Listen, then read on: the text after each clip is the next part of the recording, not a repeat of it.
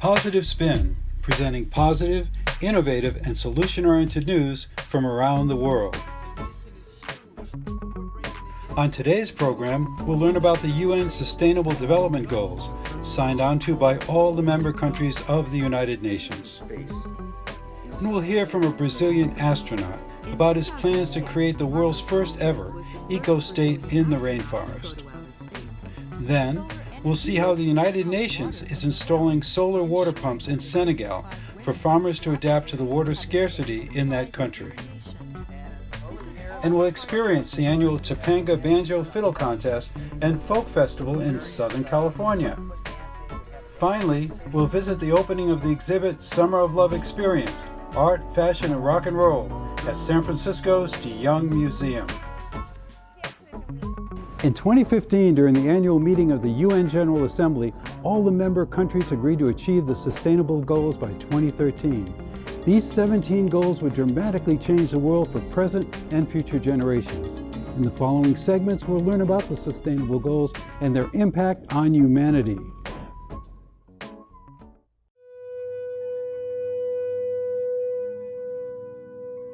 We can be. We must be the first generation to end extreme poverty. The generation most determined to fight injustice and inequalities. The generation that saves the planet from climate change. And this is how it will get done. The global goals. A 15-year plan For everyone, everywhere. with no one left behind. We will live in a world Where nobody anywhere lives in extreme poverty. Where no one goes hungry. Where no one wakes in the morning asking if there will be food today. We will live in a world where no child has to die of Diseases we know how to cure. and where proper health care is a lifelong right for us all. We will live in a world Where everyone goes to school. and education gives us the knowledge And skills. for a fulfilling life. We will live in a world where all girls and all women have equal opportunities to thrive And be powerful. and safe. We cannot succeed if half the world is held back. We will live in a world Where all people can get clean water. and proper toilets At home, at school, and at work. We will live in a world where there's sustainable energy for everyone. Heat, light, and power for the whole planet. Without destroying the planet. We will live in a world where economies prosper. and new wealth. Lead to decent jobs. for everyone. And we will live in a world Where our industry Our infrastructure and our Best innovations. Are not just used to make money, but to make all our lives better. we will live in a world Where prejudices and extremes of inequality Are defeated. inside our countries. And between different countries. Where people live in cities and communities That are safe, progressive, and support everyone who lives there. where we replace What we consume. Planet where we put back what we take out of the earth. We live in a world that is decisively rolling back the threat of climate change. where we restore and protect the life in our oceans and seas. will restore and protect Life on land. The forests. Animals. The earth itself. With peace between and inside countries. Where all governments are open. and answer to us for what they do at home and abroad. And the justice rules. With everyone equal before the law. Where all countries and we their people. Work together. Partnerships of all kinds. To make these goals A reality. These are the United Nations global goals. For sustainable development. Let's get to work.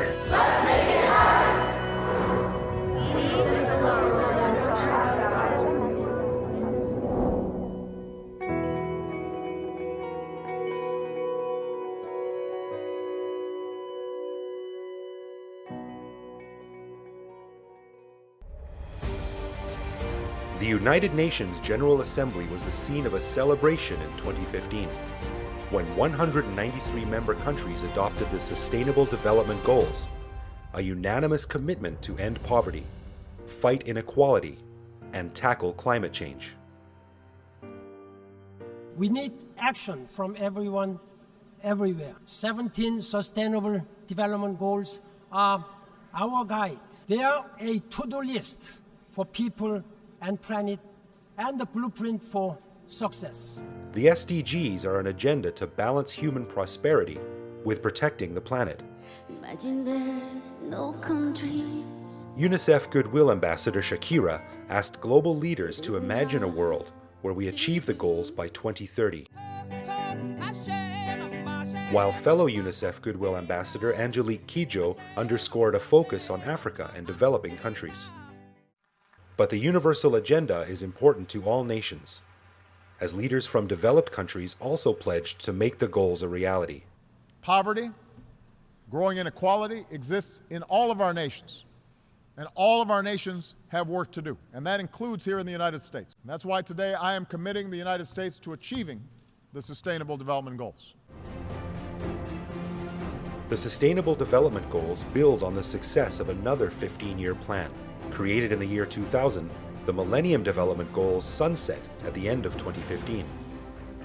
The MDGs halved extreme poverty, achieved equal primary education for girls and boys, and dropped HIV infection by 40%, among many successes. The SDGs go beyond the MDGs by improving the lives of everyone, everywhere, and create a better world for future generations. Today, we are 193 young people representing billions more. The youngest Nobel Peace Laureate, Malala, calls on world leaders to keep their promise to every child. Each lantern we hold represents the hope we have for our future because of the commitments you have made to the global goals. And Pope Francis advised world leaders to put humanity and the environment over politics. Los gobernantes han de hacer todo lo posible a fin de que todos puedan tener la mínima base material y espiritual para ejercer su dignidad y para formar y mantener una familia. 193 nations unanimously committed to the Sustainable Development Goals. It is so decided. But the journey starts here. Now's the time to take global action for local results and move our people and planet towards a sustainable future.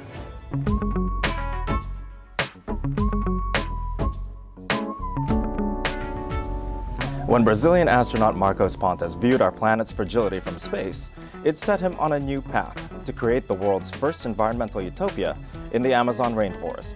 The project is being implemented in cooperation with the United Nations Industrial Development Organization and aims at boosting the local industries in a clean and sustainable way, while at the same time protecting the Amazon rainforest.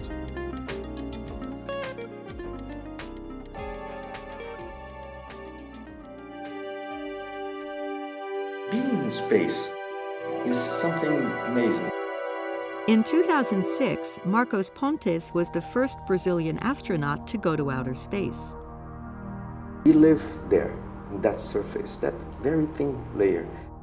First sensation you have is that we are so small, so fragile. We depend on this planet pretty much for to everything that we need to survive.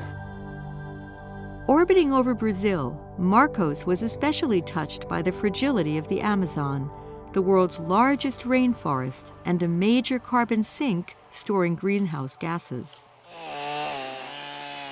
And this giant natural defense against global warming is now under threat.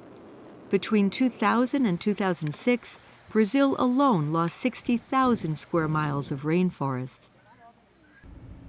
Returning to Earth a national hero, Marcos, now Goodwill Ambassador of UNIDO, the UN Industrial Development Organization, is committed to create what he says would be the world's first eco-state, a place to demonstrate that development and environment can go hand in hand. Roraima, located in Brazil's northern Amazon region, is nearly twice the size of England. It's the least developed and least populated area in the country, with less than 500,000 people. And almost 2/3 of them live in Boa Vista, the capital. Today, this relatively untouched land is on the cusp of rapid economic expansion. More than ever, Marcos believes now is a critical time to ensure that it will grow sustainably without destroying the environment. My vision about eco-state is something that will serve as a model for the rest of the planet and how sustainable development can be done in practice. Such as helping industries rethink and innovate how to use natural resources more efficiently, eliminate waste, promote renewable energy, and generate more green jobs. Look at this. This is waste wood at this time. But if you pay attention, you can see how good it is yet. So this part here, for example, could be used for furniture, could be used for so many different things. During processing, often up to 60% of this precious resource is discarded or burned. What they want to do here is to transform that waste in something useful, like energy for this company and for the communities around, and also to provide jobs for the people here in this community. Timber mill owner Jose Zani. Hoje, se eu fizesse o reaproveitamento dessa madeira, eu conseguiria atingir de 50 a 100 funcionários a mais. That's an increase of 50%, all without cutting down another tree. In the next 5 years, UNIDA will provide technical support for pilot projects like this. The focus will be on providing environmentally sound technologies, helping industries achieve maximum efficiency, but with minimum waste and carbon emission, promoting renewable energy and building an eco-friendly infrastructure, laying a solid foundation for the development of an eco-state. A society where everyone values and uses natural resources carefully. Some may say it's an elusive utopian idea, but Marcos is no stranger to impossible dreams. Growing up poor in the outskirts of Sao Paulo, Marcos had wanted to become a pilot since he was 7 years old. When I said that, the first thing that I heard was, this is impossible, you're never going to be a pilot, this is just for rich people. And I became a pilot. Actually, I became an astronaut, the first one of the country. 3, 2, 1. Liftoff.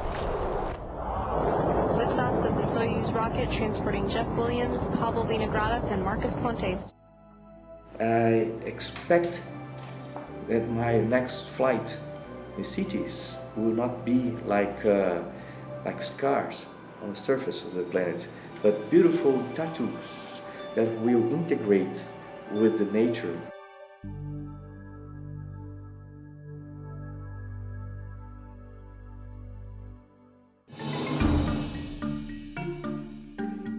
This report was produced by Patricia Chan for the United Nations.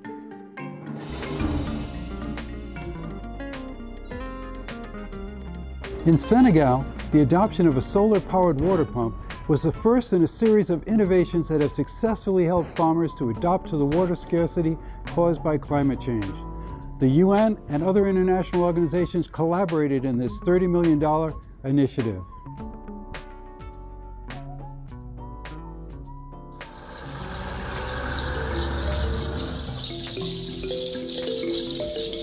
Here in Senegal, a country in West Africa, these women are gathering produce from their own garden.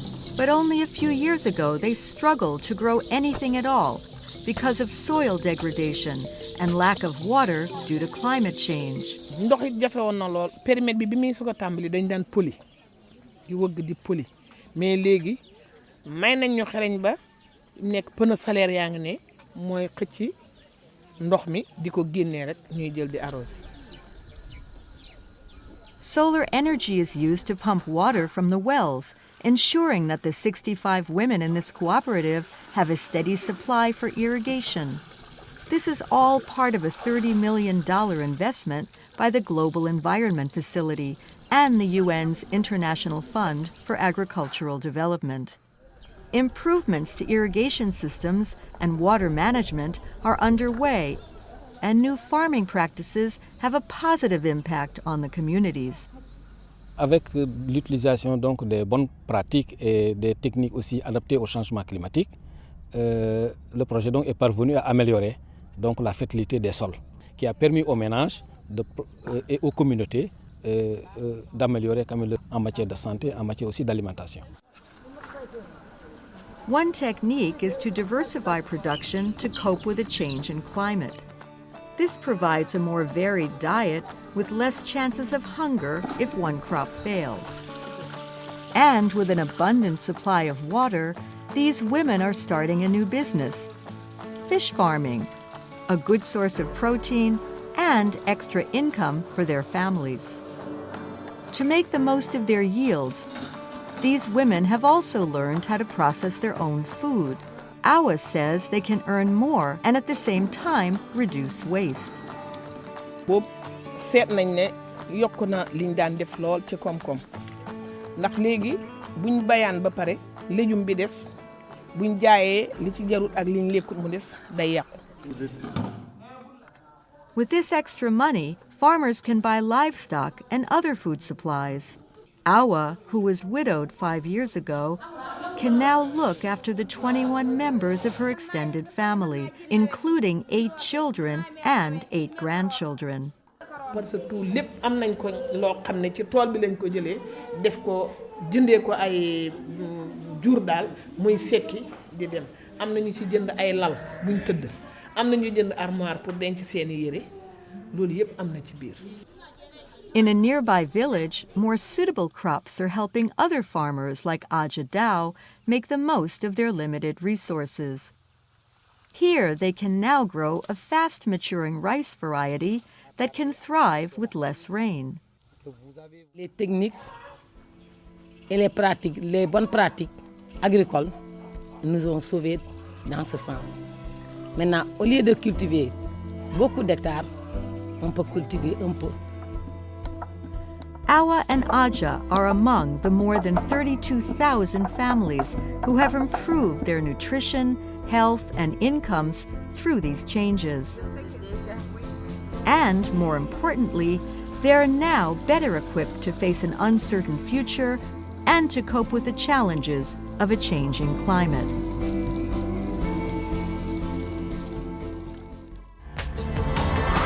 This report was produced by Sam Cole for the United Nations.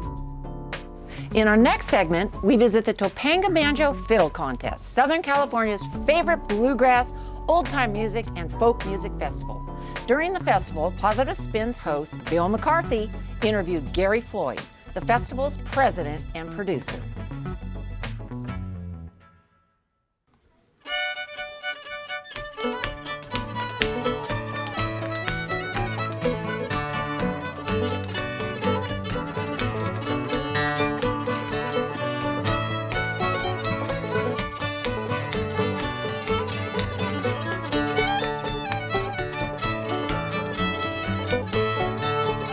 Hello, we're here at the 57th Topanga Banjo Fiddle Contest and Folk Festival with the producer, Gary Floyd, who's going to tell us about the festival, the importance of the festival, how it helps the community, and how long it's been in existence. Gary? Well, thank you, Bill. It's actually 57 years, as you mentioned, and it's been going on as probably the premier Southern California traditional music contest because we feature contestants who are aged 7 to 70 and sometimes even up to their 80s. I think our oldest contestant was 89 one year. So we strive to promote and to teach and to continue the culture of traditional music. And when we say traditional music, what do we mean? It's actually mostly music that is acoustic to start with. And that's one of our contest rules, is that you can't play, the electric guitar, but you could try to work a modern rock and roll tune on a fiddle if you'd like and compete in the contest.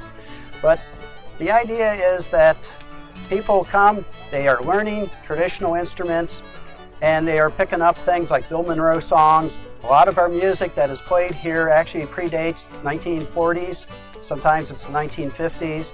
We even have tunes that started out in the 1920s. So these are some of America's great Americana type traditions. We also have singing. And over the years, the folk festival part, we have dancing. We've done clog dancing. We've done various flat-foot dancing. We have a dance competition that goes on. We have a dance barn here. And while we're at it, we should talk about where we're at this year. And for the last 28 years, we've actually been at this site location through our partner, the National Park Service, which is the Santa Monica Mountains National Recreation Area. So that's one of our great cultural treasures for LA. It's one of the largest urban natural parks, even though you might think we're out in the middle of the forest. We are, but we're also part of the LA community. So the fact that we only get a few thousand, these people go back home, they get invigorated, they go play. The kids who are taking lessons come out and they have a chance to play. But that's the competition, and some people don't even come for the competition, which you might say, wow, what's that? So what they do is they come and do jamming. And jamming is like a bunch of people who get together under a couple trees, start playing a tune. Someone doesn't know the tune real well, they start hearing people who play better than them. And all of a sudden they get a few lessons while they work. So it's almost like the best music tailgate you could probably experience today, where everybody's here for a common cause. It continues, from some of the early founders of the organization. So sounds like a real positive spin to me. I have to say, if you hadn't taken the title already, we might have to adapt it for this. Thank you very much. Thank you, Bill, for the chance. Hi, I'm Aspen, and I'm going to be playing Florida Blues.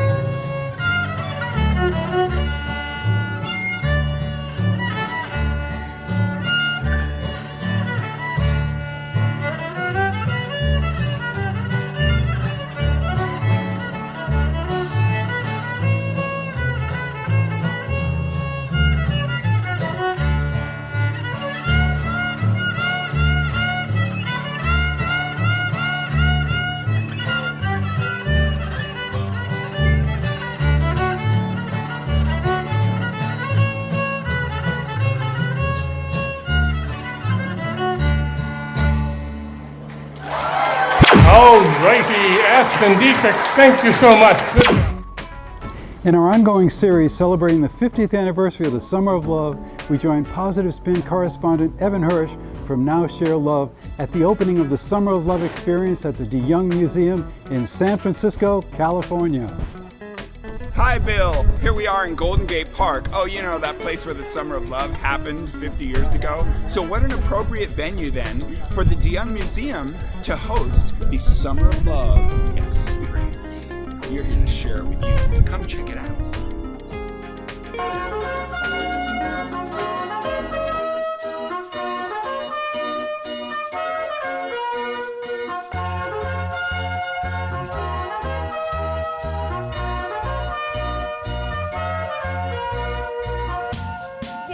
Really started with the Prints and Drawings department because they have almost the entire run of the Fillmore and Avalon rock coasters. And Colleen invited me to join forces with her. And we started to have this dialogue about this shared visual culture that was shown in both the rock coasters and in the fashion.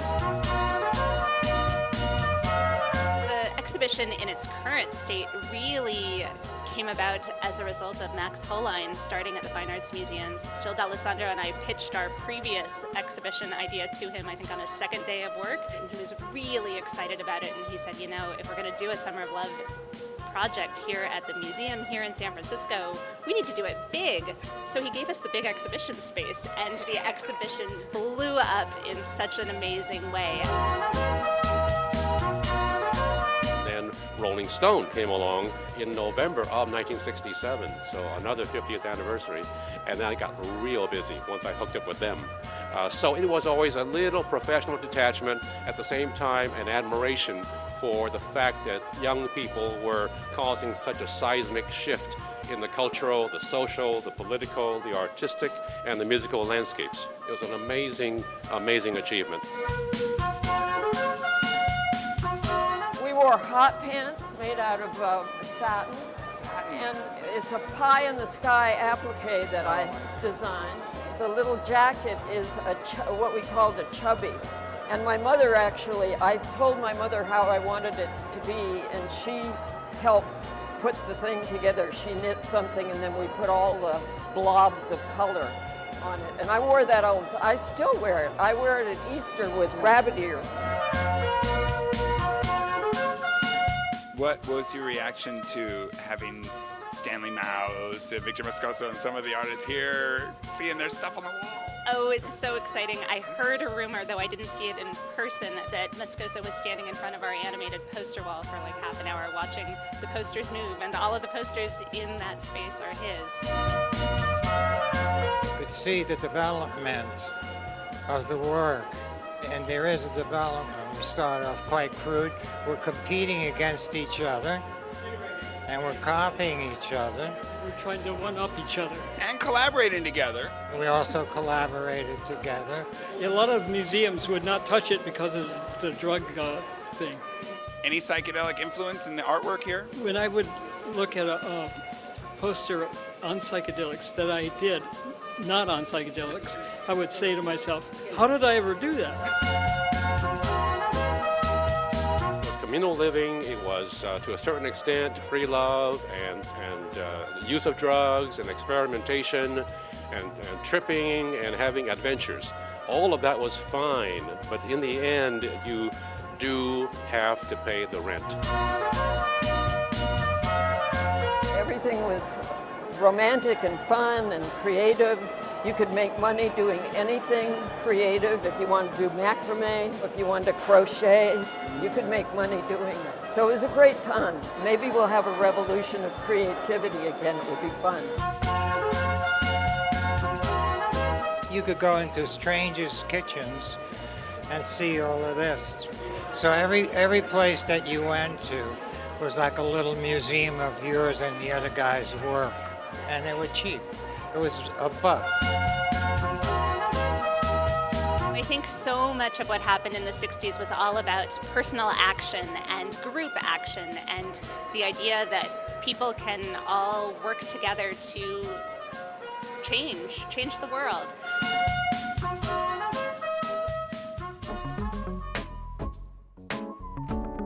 Well, that was a trip. What did you think?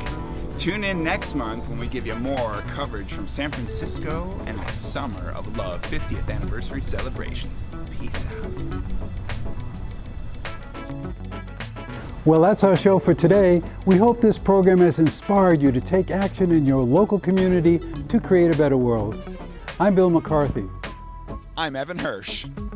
I'm Brenda Lynn Martin. I'm Ron Sato. And we want to remind you that everyone can make a difference. Go out and make some positive news.